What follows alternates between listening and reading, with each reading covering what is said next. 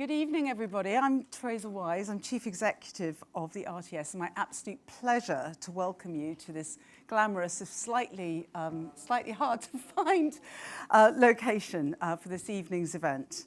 So he has been called the most influential man in television.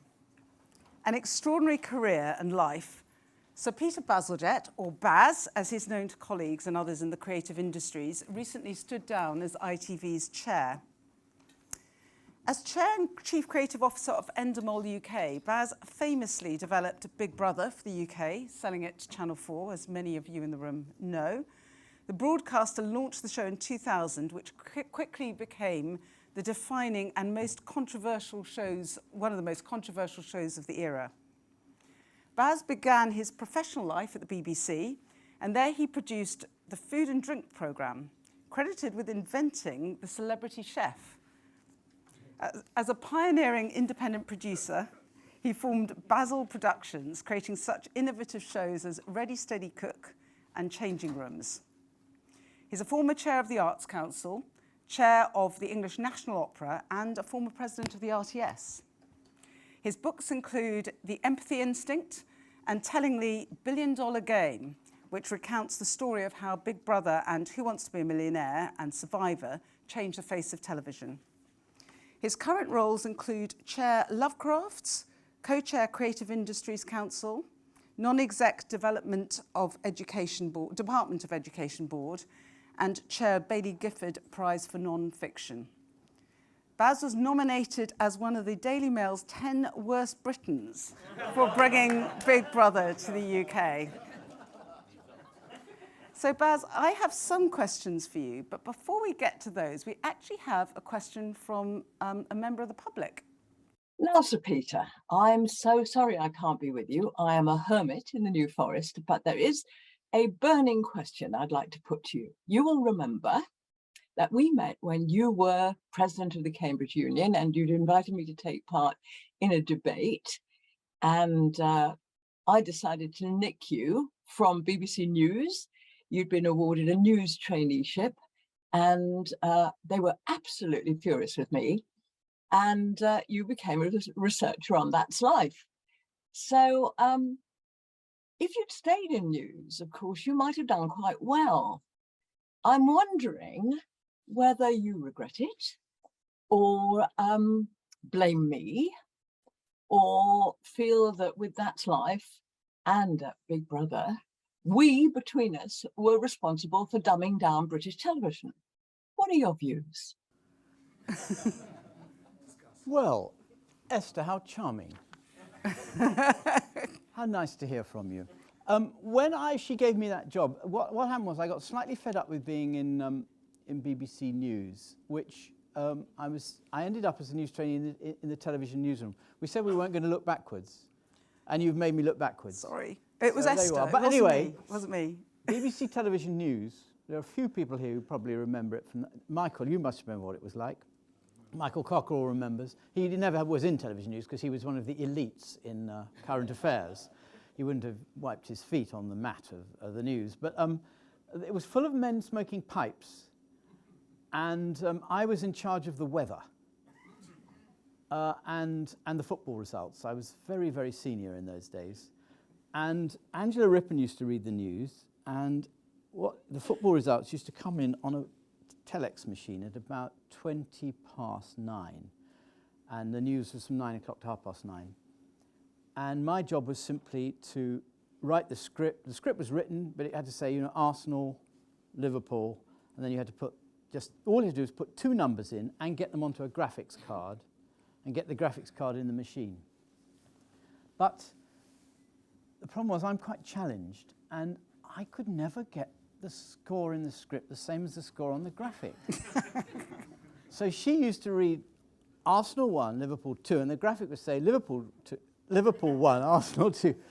And I used to get my ass kicked around that newsroom. You can just imagine, can't you? Anyway, I got slightly fed up with it. It was very old-fashioned, so I got to work on that. And there was one thing about That's Life. My early job was equally senior, writing the one-liners for Cyril Fletcher. Do you remember Cyril sitting in that big armchair? And there was only one, and I think I may have told you some of this before, but there was one thing he wouldn't do. one story he wouldn't do. Somebody had sent in two photographs, one photograph of a billboard, and there were two posters in juxtaposition on this billboard, and the one on the left said, VD can be cured if treated early, and the one on the right said, I got it at the co-op. And Cyril Fletcher, who had a rather 19th century view of sexually transmitted disease, I think had learnt about such things by reading the plays of Ibsen. Used to say, oh, you can't make jokes about that. People's noses drop off. You can't make jokes like that. And so it never went in. That's One more story about Cyril Fletcher? yes, one more. Well, we said we weren't going to do this. Rod Hull and Emu. You remember Rod Hull and Emu? Emu may still be alive for all I know, but Rod Hull is definitely dead. Because he fell off a ladder in Winchelsea trying to mend his TV aerial, poor sod, a few years ago. Anyway, do you remember they roughed up Parkinson? Emu roughed up Parkinson, you remember that? Yes. And Esther got Rod Hull and Emu onto That's Life to do, I don't know, an interview. And Cyril, who had a rather cheap toupee, it sort of stuck out like a peaked cap, you know? Cyril became, nobody had said anything to Cyril about this, but Cyril became totally convinced that Emu was going to cut loose on this live show and go for his toupee. So if you ever got that programme out of the archive and saw the closing credits and the wide shot of the studio, you'd see Cyril in that chair sitting like this. All right, enough. Thank you, Esther. Thank you, Esther. So, sort of first sort of area really is something you've been talking about a bit this week. So you've defined public service broadcasting, or PSM, as programmes made for us, by us, about us. But you've also said that PSB faces an existential threat. Why would you say that? Yeah, well, I think it goes like this. Every year the schedule gets slightly smaller in terms of the number of people watching it, as we know, and every year the number of people choosing when to watch and what to watch via streaming services grows. And what's more, the number of streaming services grow, as we know. And so it's probable that the bulk of the output of public service media, as Ofcom now calls public service broadcasters, the idea being that broadcasting is an otiose word now, which it is. It is a world of narrowcasting, one-to-one, is it not now? So the argument goes that the output of the public service media companies will mostly be streamed in the future. In other words, it'll mostly be the iPlayer, All4 and ITVX shortly to launch towards the end of the year. Now, they have to get those services carriage on about 40 different platforms, including Sky and Virgin, obviously, but including Amazon, Apple, and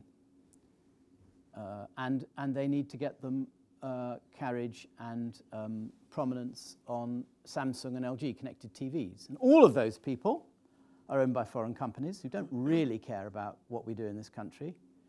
They want to attract our attention and sell us their products, but they don't really care what the ecology of our broadcasting is. So they're all foreign owned, and they're all powerful, and they're all operating in the internet, which is unregulated. And potentially, and not just potentially, because people will be able to point to examples of this, they can name their own terms, just as you know the row that's gone on with apps on Apple's system and how much of the revenue does Apple take, and so on. These are all important issues. So they might take an inordinate amount of the revenue from those services, and more critically still, not share the data of who's watching. And if you don't know, or you don't have the data today, you're dead. So in the white paper, the media white paper that was published in March, we succeeded in getting a commitment from the government that there would be a law passed, which essentially, in principle, updates the 2003 Communications Act. The 2003 Communications Act was exactly the same principle. In those days, the issue was Sky and Virgin, and the issue was the Electronic Programme Guide. And BBC was given 1 and 2, ITV was given 3, Channel 4, 4, 5, 5. Hello, Simon. Welcome. Good to see you. And so that was what prominence was in 2003. Today, prominence is completely different. In fact, if you turn on any of the services I'm talking about and look at their initial fascia, you'll mostly be sold gambling and movies and whatever they want to sell you. And I'm not knocking that. That's up to them. But you won't get prominence. Good evening. Welcome. And so we got a white paper written, said there should be access for public service media to those various platforms, if they're available in this country. There should be prominence on those platforms, and that means when you turn them on, when you turn on your Samsung or your LG, and you know how much they grab your attention, you know they're trying to get you to watch programs through the Samsung platform, and Sky's trying to get you off that into the Sky platform. We all have this experience as consumers nowadays. I've got my streaming services, half on my LG TV and half in my Sky subscription, and I get thoroughly confused, and I can never remember where they are. I'll probably have to sort that out. But access, prominence, and fair value. And those were the three phrases written into the white paper. Now we come to the problem. Am I going on too much? No. All right. The problem was that the privatisation of Channel 4 was in the same white paper. Now, whatever the rights and wrongs of the privatisation of Channel 4, and personally, I don't think it was properly debated by Channel 4 or the government. I think there are some serious issues around whether public service media can exist fragmented amongst 5 different companies.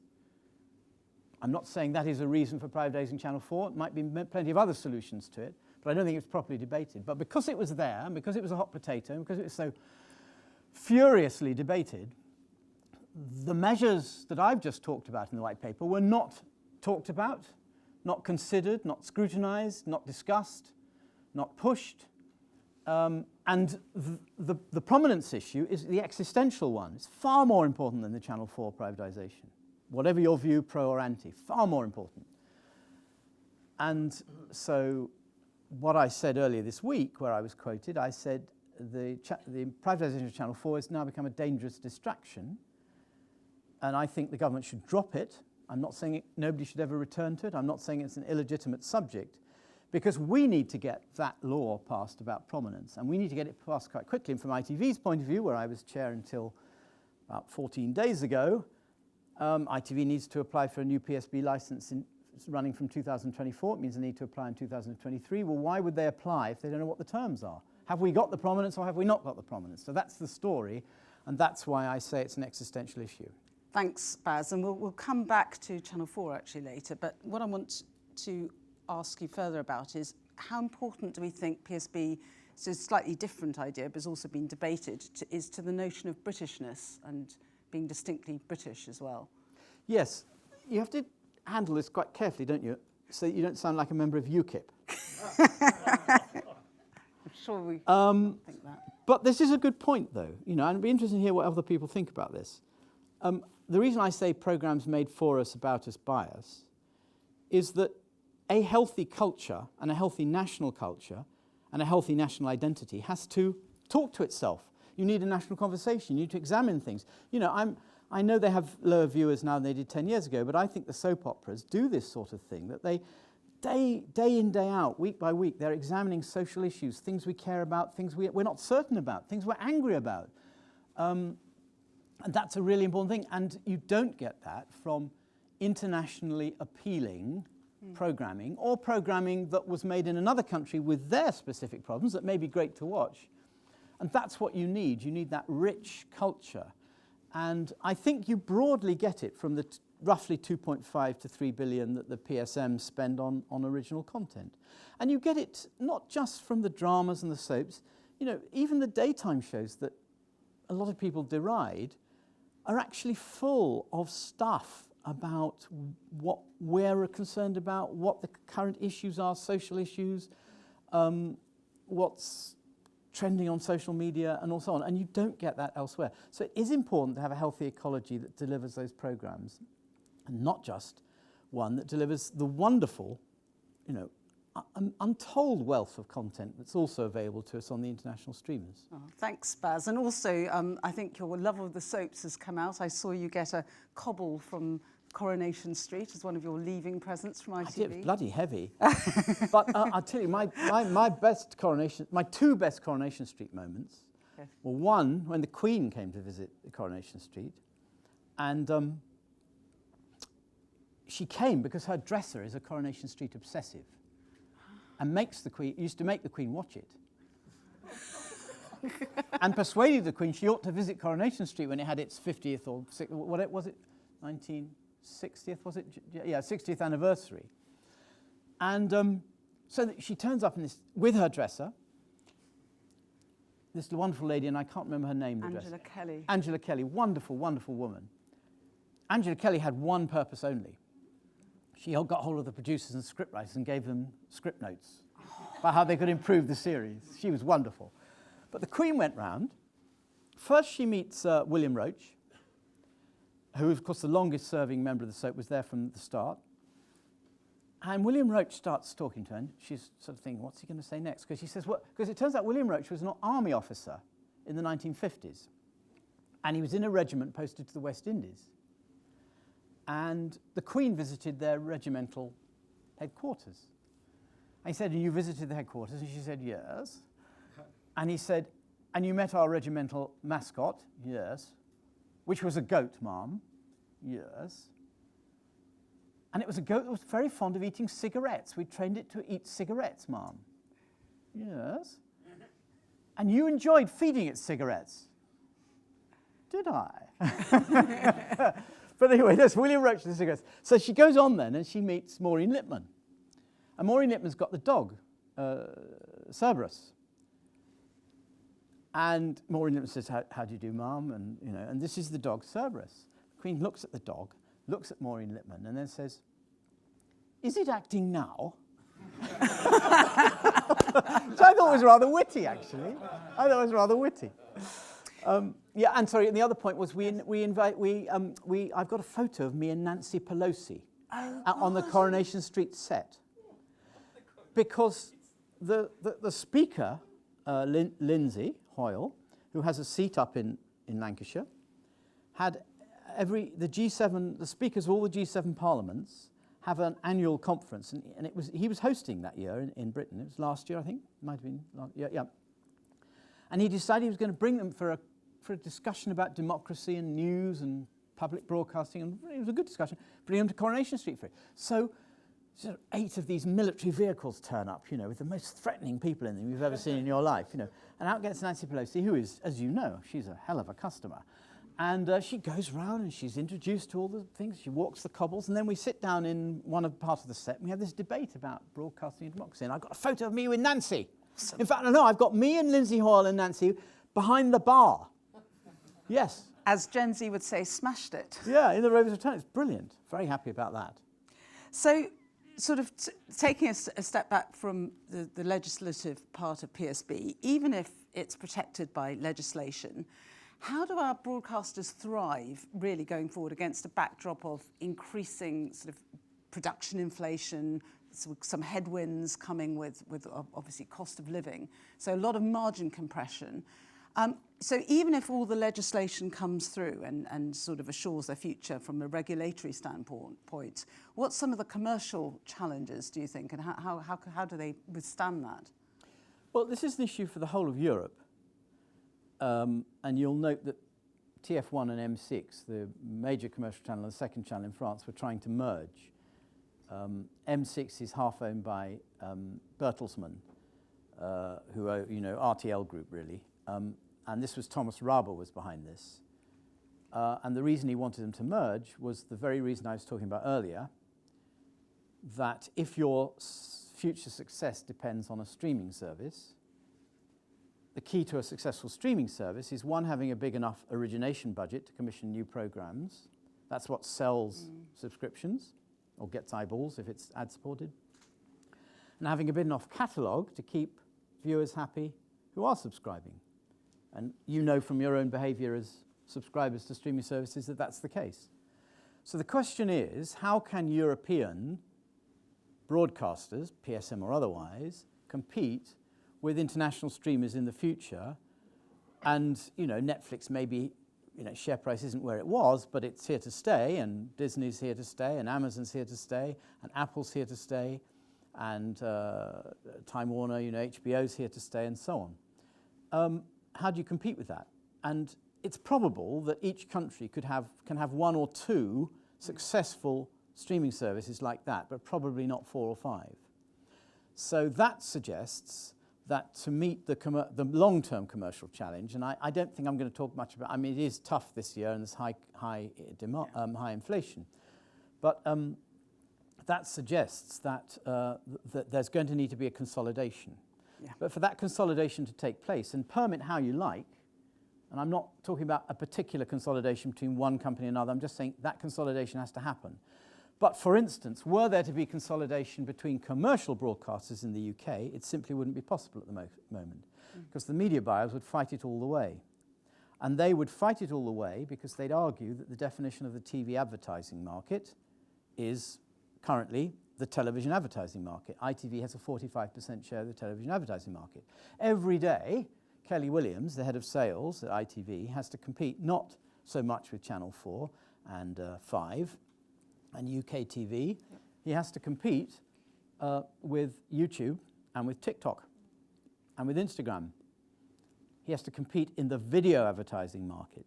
Now, the video advertising market, ITV only has an 18% share of it. And that is the market we ought to have the market redefined for that being the relevant competition market. Now, whether that happens and in good order, because lots of people will oppose it, I don't know, but it should happen and it needs to happen. And when I talk about this in other, I did the other night, as you know, Theresa, I talked about the fact that kangaroo is a warning from history. That's when a regulator was unable to look at the road ahead, could only look in the rear view mirror, made the worst decision a regulator has ever made, and it's now cited as a great case study, stopped ITV, BBC and Channel 4 setting up essentially a streaming service between them. In 2009, that streaming service today would be worth billions of pounds and would be competing worldwide. But we were told we weren't allowed to do it because they were looking backwards, they didn't understand where the business was going, and I'm saying, let's not do that again. Don't tie our hands behind our back. How many people are listening? I'm not sure.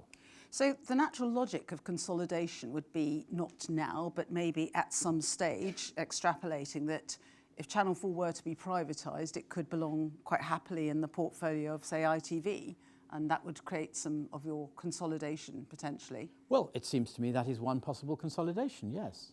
How extraordinary you should mention it. But if you think I'm going to speculate on whether that will happen or should happen, I would be tying the hands of my successors at ITV, which I don't intend to do. And if Channel 4 isn't privatised, do you think that for its future health, it should be allowed to become a producer as well as That's a nice hot potato. How many independent producers in the room? Give me your view. It's a great idea, absolutely. That's an unlikely contribution. What's your view? Should it be allowed to produce its own programmes? No. I thought you'd say that. And by the way, I'm not disagreeing with you necessarily. It is true that it'll be more of a business. It would be more of a successful business if it was allowed to make its own programmes, or if it had more of a share of your back end. And look, I fought very hard on behalf of the independent producers to keep your back end 20 years ago. As it were. Thank you for that. That was, just to make it clear, and let the record show that was a metaphor.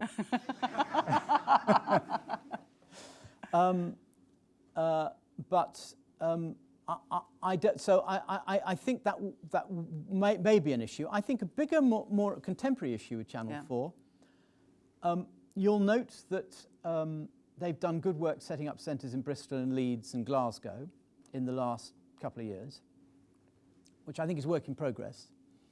But their last-ditch attempt to persuade Nadine Dorries not to privatise them was to offer to move the whole of Channel 4 out of London, which I thought was a rather good idea. In fact, I thought they were about 3 years late offering to do it. And now that they have offered to do it, I would say they've probably let the cat out of the bag. And so my prediction would be that Channel 4 may well move out of London altogether, because they themselves have proposed it, have they not? Yes. And I think that would be rather excellent. Yep. That would be a different role. I speak with passion on the subject because I wrote a report for the government in 2017 about how to grow the creative industries, and my main proposal one of my main proposals was investing in creative clusters. And we invested in 9 creative clusters, and we put 50 million into them. They're 4 years old now. They cover AI, they cover fashion, cover screen tech, they cover video games in different parts of the country. 50 million into them. That 50 million has attracted, I thought it would attract another 50 million of investment from the private. It's attracted more than 200 million. And that's how the creative sector works. It's clustered. And when any of the public sector broadcasters, BBC with its various places around the country, ITV with its very strong base in Leeds and Manchester, clusters talent, exciting things happen. More companies set up, more growth takes place. So I think it would be probably quite good if Channel 4 pursued that idea. So, sort of turning to BBC, because all of the PSBs have rather different issues depending on their own structure and how they've been set up.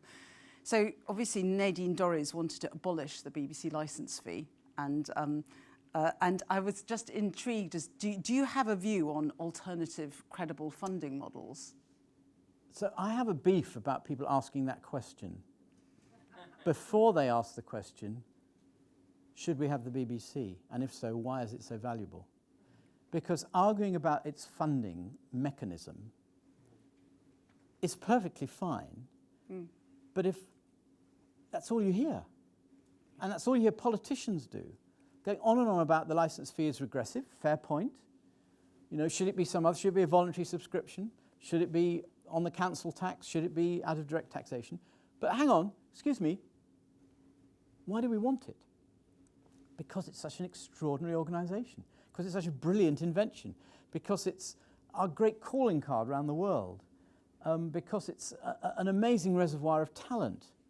There are all sorts of reasons why we want the BBC, and you need to remind yourself and remind people you're talking to that it's for that reason we're discussing a funding mechanism, because we want to preserve this very valuable asset we have and not throw it away. So my only other point would be about the funding, having said that, would be that I hope that we can build a large group of people backing the idea that it should not be voluntary. And I think there are various reasons for that, but I'll give you one reason. The idea that we should have a publicly funded, which essentially it is via, let's call it a compulsory tax, the licence fee. The idea that you should have a compulsorily funded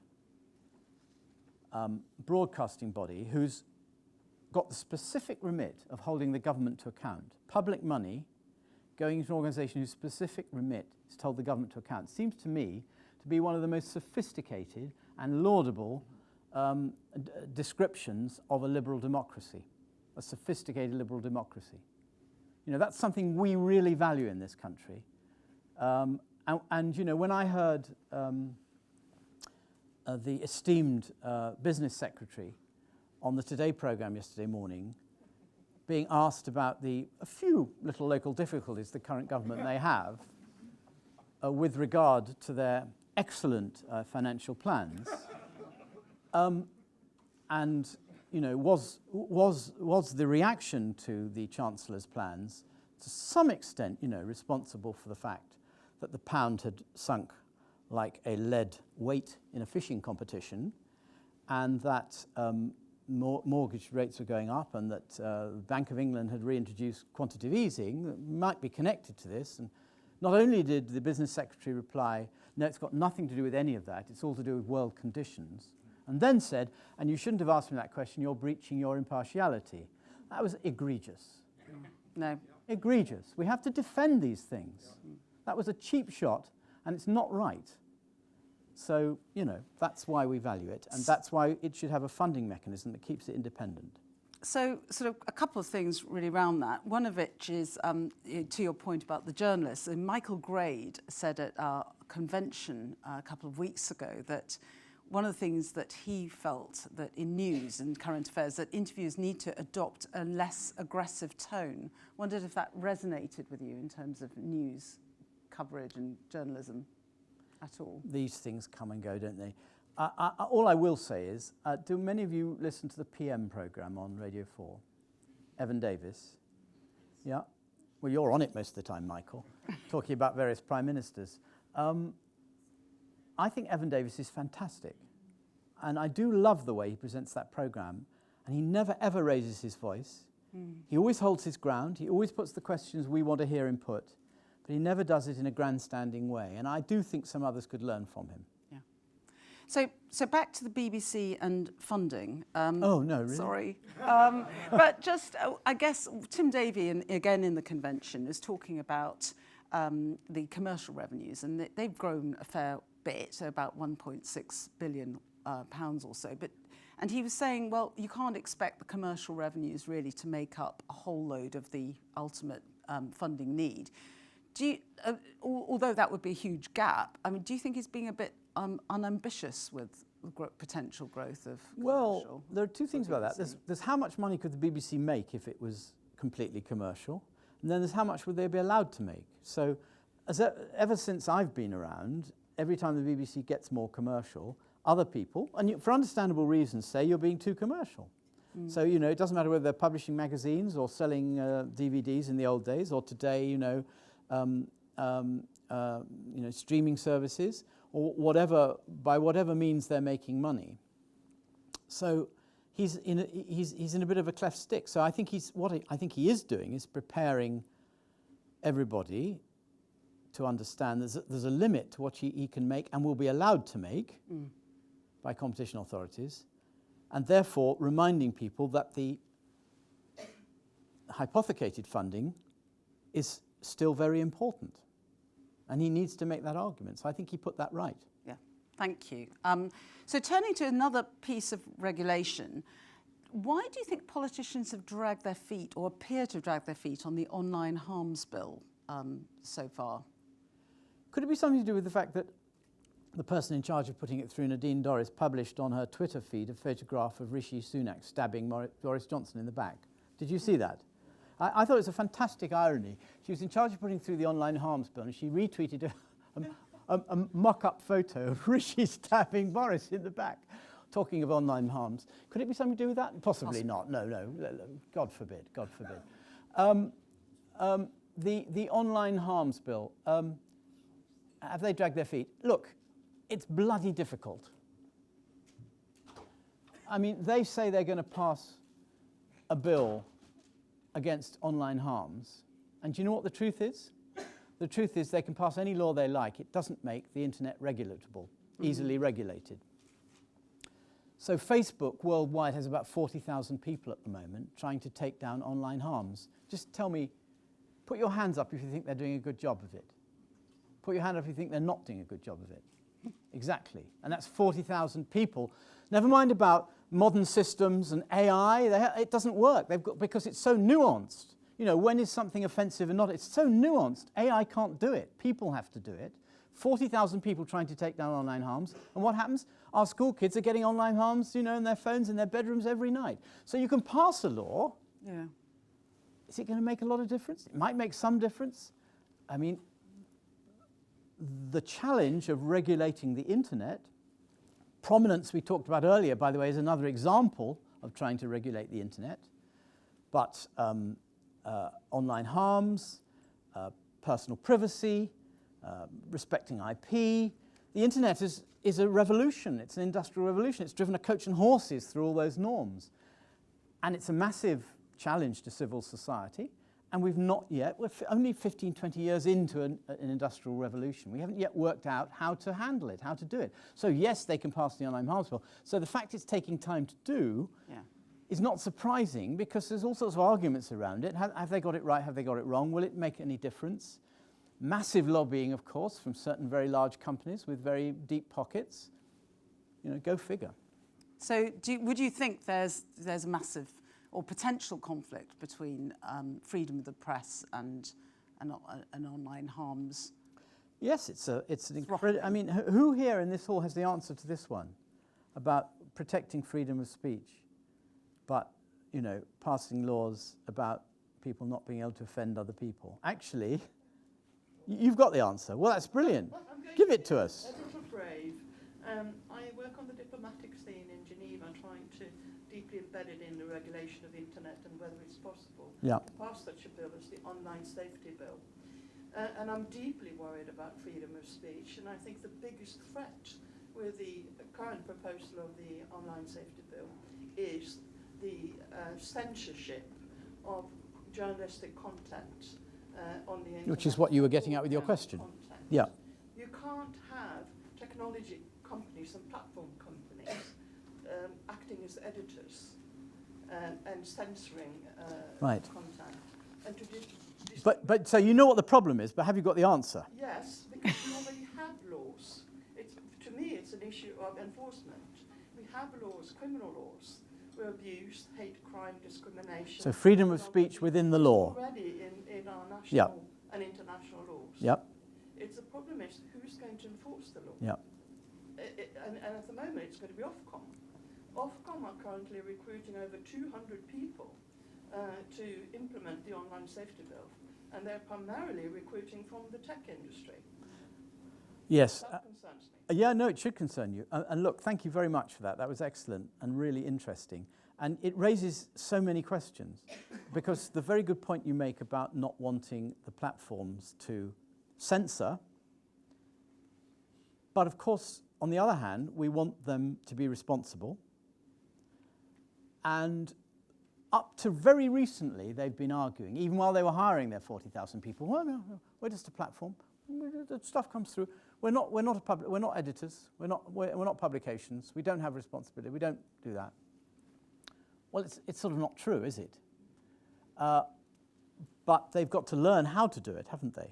But it's what you said about consolidation. When does the broadcaster become a platform, and when does the platform become a broadcaster? And in law, that's very difficult to define. It's pretty easy to understand, actually, in practice, though. You know, either you're distributing other people's signals or you're not. Yes. So Netflix is both a broadcaster and a platform. It's not a platform, no. No, it's a distributor of its own signal. The platforms are the people who are aggregating different services. So Sky is a platform. Netflix is on Sky, but Netflix doesn't host other people. So that's the difference. Anyway, Theresa. Oh, thank you, Baz. Hi. Come in. Hi. Thank you. I'm going to do actually just a quick change of tone from some of the subjects. I'm actually going to sort of take us back to Big Brother, Right. So, which we know is coming back to ITV. So Really? Yay. So I guess what I'm interested in is it was the most incredibly groundbreaking show at the time, and changed a huge number of societal norms. I'd love to hear those perspectives, but also what I'd like to know is where you think the next groundbreaking sort of series of creative breakthroughs might come from, because it feels like there's slightly fewer of those, but maybe that's an anecdotal sort of thought as opposed to what's really happening. Well, I think in terms of, let's deal with the innovation point first. I will talk about Big Brother if you want me to. I'm not sure anybody really does, but anyway, we'll see. We'll take a show of hands, shall we? Who wants me to say anything about Big Brother? Oh, bugger. Bugger. You were spot on, Theresa. Well done, spot on. Tribune of the people. But just to deal with the innovation point first. These things go in fits and starts, don't they? I mean, there's lots of innovation at the moment, but it tends to be, I think, the rapid innovation we're dealing with immediately at the moment is means of distribution and technology, but also means of production. You know, the fact that we're going to need 3 times as many real-time game engineers coming out of our further education, higher education colleges in the future than we've ever had in the past, because up to now, even the video games industry hasn't got enough real-time game engineers, but now we need real-time game engineers to create all the scenarios for our drama. And the way drama production is going, you create it all live, with it all simulated behind, and you know, you obviate much of the post-production, which is the direction it's going in. And so, you know, this is happening very fast, and that's very innovative. But it's the way programs are made. You get new hits. We haven't really had a new genre, reality and talent shows and things were sort of new genres in the last 20 years. We haven't really had a new genre. I don't know if we will. We might. It's interesting because South Korea is producing some of the breakthroughs. Well, things. South Korea Does that produced the Masked Singer, which is a fantastically original and entertaining show, but it actually is a talent show. It's just a brilliant version of a talent show, so it's reinterpreted the talent show. If talent is the word for some of those people singing under those masks. I use the word in its broadest possible interpretation. Big Brother. Yes, look, Well, Big what Brother. made it so, Well, so look, groundbreaking, disruptive? it was innovative in a number of ways. It linked different media together, sort of for the first time. So it linked the internet, where you could see the streaming of the channel, to the television, which had the edited version, to the telephone, where you could vote. So it sort of linked different media together. I think it put, in a visceral sort of way, it put members of the public on telly, admittedly in a constructed situation of the producer's imagining, with all sorts of provocations, if you like, from the producer, but it put it out front. Everything it did was out there. Documentary makers had been manipulating people in exactly the same way for decades, but the final edited show was what people thought had actually happened, as opposed to be the interpretation of the director who'd shot 20 times more material and edited it down to tell a story. I've never forgotten Paul Watson. Everybody here know who Paul Watson is? Very respected documentary maker. He was obviously a bit miffed when Big Brother launched. I think he felt a bit left out. Anyway, he said, everything in this, he wrote in The Guardian, everything in this programme felt manipulated. I thought, bloody hell, coming from you. So I phoned up The Guardian, and I said to The Guardian, I demand a right of reply. And I started my reply by saying, being accused of manipulation by Paul Watson is like being accused by Richard Branson of being a publicity seeker. I had to go to him. But so that was another thing. So media literacy, is uniform now, because everybody has an iPhone on which they can shoot and edit. On your laptop you can edit and you shoot stuff and so on. So every kid is media literate. Then they weren't. So the fact we used to get emails in when people watched the edited programme at 10 o'clock or whenever it was on Channel 4, saying you were very unfair to so-and-so because you didn't show that bit where they did such and such, and you should have shown that to be fair. And what they were actually doing was learning how TV's made, because they were watching the streaming and they were seeing all the stuff we were editing it down from. So it vastly improved media literacy in the country, which I think was quite interesting. Did it feel risky? I mean, as a sort of venture when you sort of brought it to the UK? Yes, but do remember it had already been produced in Germany and Holland and Spain. Yeah. And do you think Channel 4 takes those kinds of risks now on things like that, or maybe they're not? Yes, well, of course they buy Bake Off and they and they recommission Changing Rooms, which, by the way, is a very good programme. Great show. No, not quite as much. I think they look. They have got innovative shows on there. Thank God, not all of them require middle-aged people to take their clothes off. But I think you know the one I mean. Oh God, it's a dog of a programme, isn't it? God, terrible show. I've only seen 5 minutes of it, and it was just dreadful. I can't even remember what it's called. I don't want to know what it's called. I don't know. I don't want to know. I don't want to know. I don't want to know. It's a horrible, terrible programme. But they still do. Which 5 minutes was that? Well. It depends at what stage of the door you were. Oh, I see. Oh, do you know? It was so traumatic. I've got post-traumatic stress. I happen to know. I have a friend who lives in Devon, who, for some reason, best known to himself, is a massive fan of the programme and insisted I was visiting. I had to watch it, you see, and he put it on. And I can't remember which 5 minutes it was, but I just, it was enough. Never again. But no, to be fair to Channel 4, they're still working hard and trying to innovate. I just think they have to keep a certain amount of share because they've got to earn a living. And so they have to bolster their schedule with things like Changing Rooms or Bake Off. There's rather a difference. Bake Off's a huge audience, Changing Rooms isn't. But also they're buying into sport a bit at the moment because they've got a bit of a surplus at the moment. They won't necessarily have it every year. It depends on the state of advertising in the economy. So I wouldn't knock them, but I just think they need to keep an audience, and it's more and more difficult to do it. So, sort of other potential watershed moment of a sort. So what about ITVX for ITV? Is that a big innovation? Do you think it's part of an inevitable sort of, as you referred to it earlier, sort of taking us into a streaming world where nothing much is linear anymore, and an acknowledgement of that? So will it change how? Well, it ITV is an acknowledgement of that, and what you're seeing here is the transition you know, you still see people, even in the industry, and certainly members of the public, refer to the streaming services as catch-up services. But they aren't, and they can't be anymore. They've got to be destinations in their own right. And anyway, they won't be catch-up services because most of the shows will appear on the streaming service first and the channel second. And that's painful if you're used to scheduling a channel and if you're still selling mass audiences on a channel and it gets a lot of your revenue. But the lesson of life is if you don't eat your lunch, somebody else will eat your lunch for you. And so you have to do things that take your company forward, even though they appear to damage some of your assets. Actually, I think the co-relationship between ITVX and the main channel will be quite good and quite positive. And I think ITVX will work very hard to appeal to lighter viewers of ITV and younger viewers who come less often.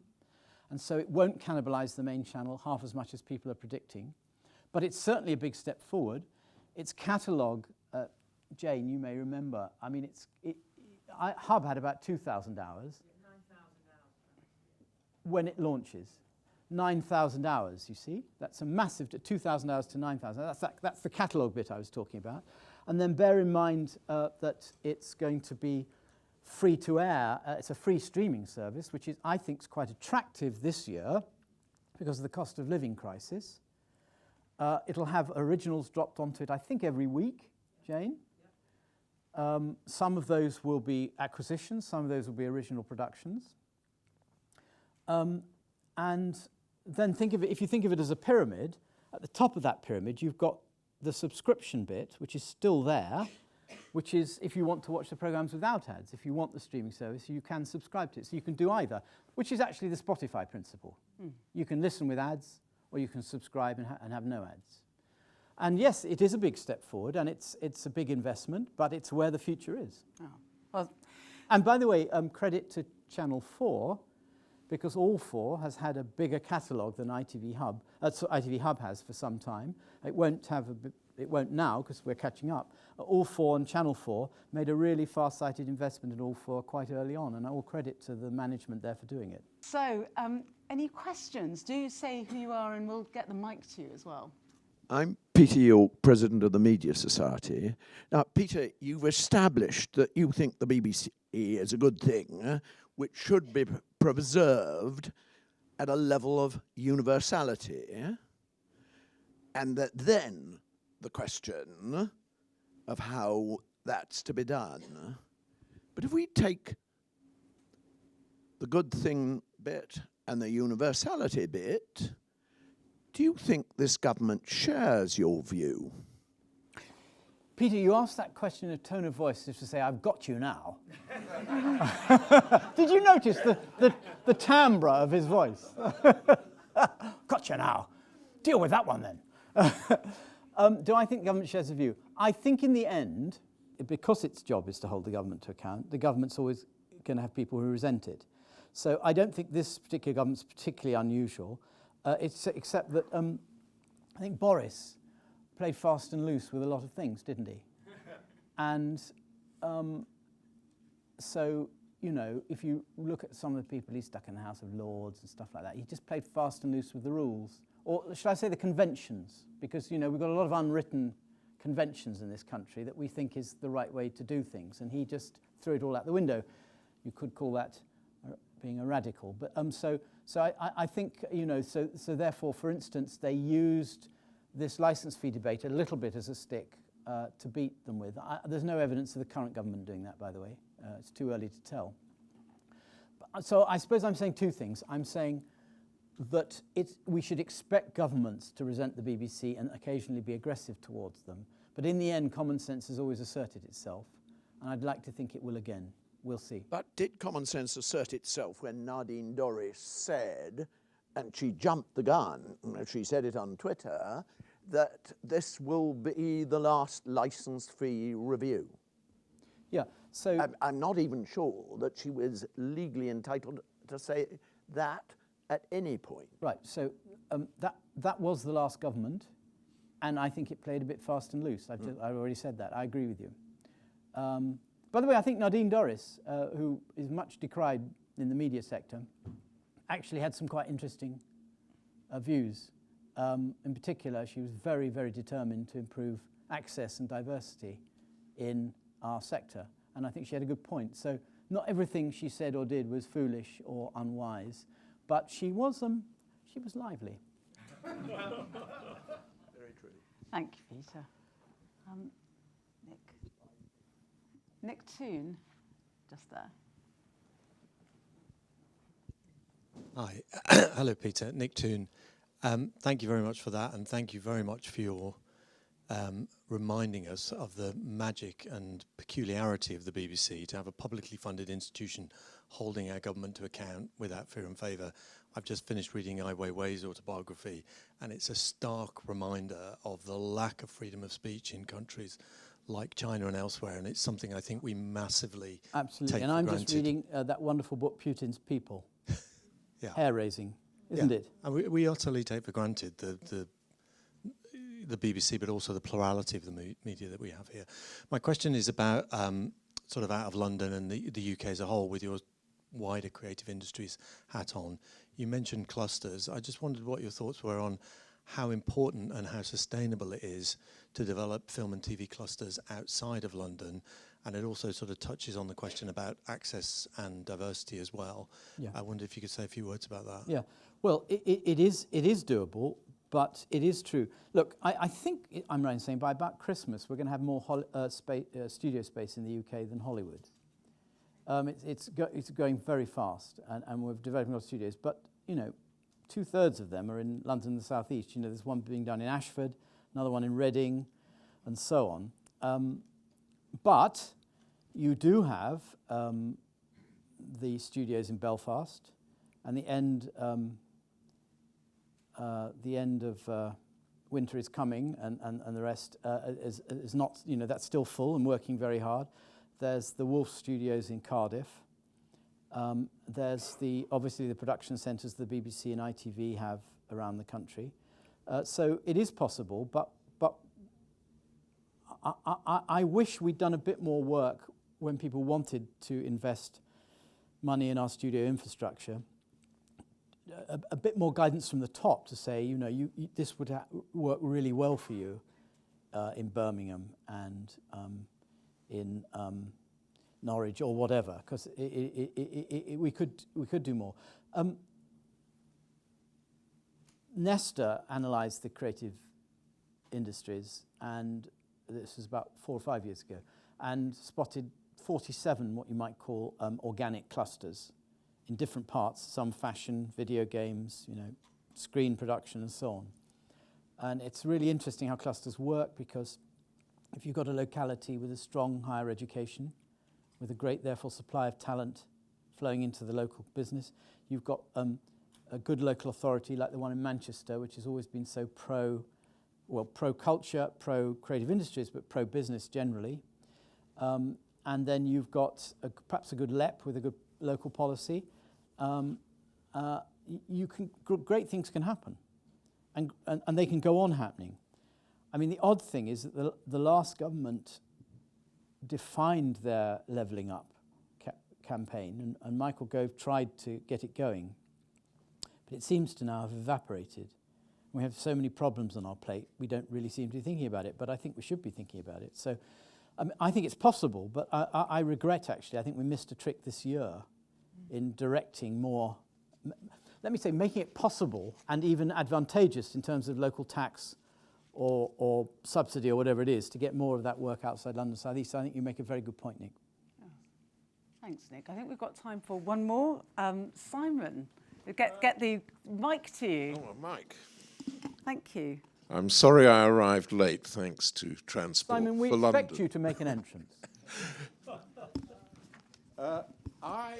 I think you may be the most influential man in the creative industries, and I want to ask you about one particular role, because as chair of the Creative Industries Council, you're hammocked between the Secretary of State Biz and the Secretary of State DCMS. That means you're going to be a bedfellow with Jacob Rees-Mogg, which... Delete my earlier remark. Well, yes, I thought they might be ill-judged in view of this coming relationship. But my question... I'm sure we're all grown up enough.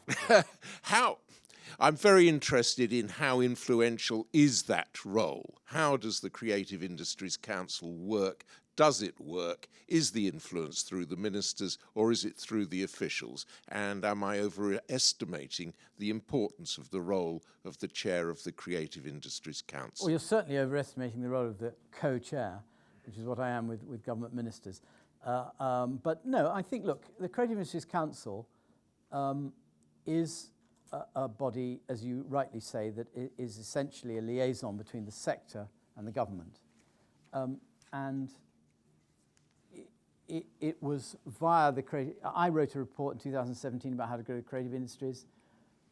Some of those proposals were picked up in the so-called sector deal, which was negotiated by the Creative Industries Council in 2018. Some of that was investment in the creative clusters I talked about. Last summer, seems a lifetime ago, I know, BEIS brought out a document called Build Back Better Plan for Growth, and they said there were 6 priority sectors for growth in the British economy, and they named the creative industries as one of them. Now, it wasn't always the case, because we were the first country in the world to define a creative sector, and we did it in 1997. In 2011, when Vince Cable was the business minister, he had 11 priority sectors, and creative industries wasn't one of them. So we've come along, we've notched ourselves up into this, being taken seriously. I'd say we're taken very seriously by DCMS, who are our ministry. I'd say we're taken seriously some of the time by BEIS. In other words, it's got a lot of things to concentrate on, I'd say some of the time. And I'd say broadly we're not taken that seriously by the Treasury. I don't think a lot of people in the Treasury have completely bought the idea of the creative industries. This definition we've got of it, these subsectors that I've mentioned some of them already this evening, I just don't think it's entered their bloodstream in the way that some do. So as a result, for instance, as a country, we over-inform on traditional sectors like manufacturing in terms of data, and we under-inform on sectors like Sunrise, like the creative industries. Definitions of R&D are not appropriate to the creative industries, so we don't qualify for some of the tax credits we could otherwise. I mean, a lot of the R&D, for instance, done in the television industry, never appears in the ONS statistics on R&D when we're developing TV shows, which is ridiculous. But it just shows how the country, the mechanisms of government, the statistical services have not caught up with where the economy is going.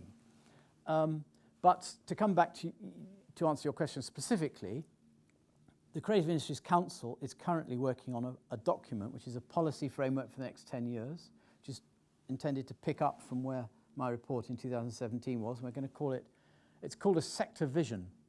I don't know why, but anyway it is. And I hope to publish it, we'll publish it before Christmas. And I'm not allowed to say much about it because I'll be put in the Tower of London. But the working title of it, which is my working title for it, is A Plan for Inclusive Growth. And the reason I want it to be called that is I want it to be all about economic growth, but I want it to be about economic growth across the country, and I want it to be a plan that says how are we going to get all the talents in all the communities into our sector, which I know is a thing you care very much about, Simon. And one more thing which I mentioned when we talked about this last, which I think was Tuesday, it's quite right to have a go at big employers like ITV and BBC and say you've got to do better, and they are trying to do better, and you're critical of them sometimes with good reason. That's like banging them from the top. That's like saying, get more people in. But we won't succeed unless we crack education as well. The BFI did a report the other day that said that 41% of 16-year-olds polled did not know there was a career in the screen industries, that there was a career called the screen industries. Now, at the moment, we have got, 15 to 20% inflation, every studio full. We're short of carpenters, real-time game engineers, makeup art. We're short of every conceivable skill you need to make a movie or a TV drama. We are short of it at the moment. And we have not got the message over to schools that career path is there, what that career path is. It's not understood by parents.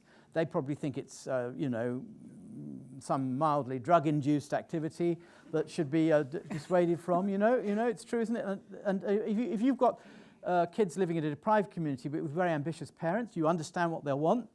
They want their kids to go and get a qualification, you know, be a doctor, a lawyer, an accountant, and for good reason. You understand that ambition.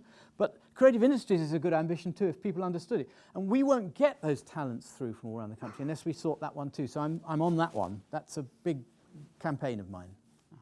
Can I have a quick supplementary on the Chancellor? Because you had a lot of dealings, regular meetings with the Chancellor when he was head of BIS.